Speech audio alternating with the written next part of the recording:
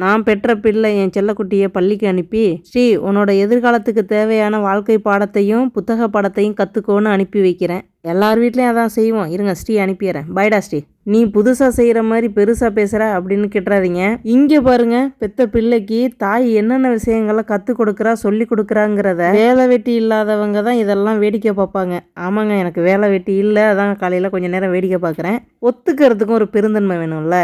அவள் பிள்ளையோட எப்படி விளையாடுறா பாருங்க. கருத்தடை ஆப்ரேஷன் பண்ணிட்டு வந்ததுக்கு அப்புறம் பிள்ளையோட விளையாட மாட்டா, அந்த அளவுக்கு க்ளோஸாக இருக்க மாட்டான்னு சொன்னாங்க. ஆனால் இவ அதுக்கெல்லாம் மாற்றா இருக்கா. ரொம்ப நேரம் விளையாண்டா அப்புறம் டயர்ட் ஆகாமல் என்ன பண்ணும். அம்மாவும் பிள்ளையும் இந்த ரோட்லேயே படுத்துட்டாங்க. ரோடுங்க, காலையில் பள்ளிக்கு போகிற குழந்தைங்க வேனு, சைக்கிளு, பைக்கு இப்படி போய் வந்துக்கிட்டே இருக்கிற பாதைங்க அங்கே படுத்துருக்காங்க அப்படின்னு நம்ம கவலைப்பட வேண்டியதில்லை. ஏன்னா பிள்ளைக்கு சொல்லி கொடுக்குறா பாருங்க எப்படின்னு. சவுண்டு கேட்ட உடனே அம்மா கொடுத்த ரியாக்ஷனுக்கு பிள்ளையோட ரியாக்ஷன் எப்படி இருக்குன்னு பாருங்க. மறுபடியும் ரோட்டுக்கு போற ஆள் போகுது, பைக்கு போகுது, அதுக்கப்புறம் வேன் வருது.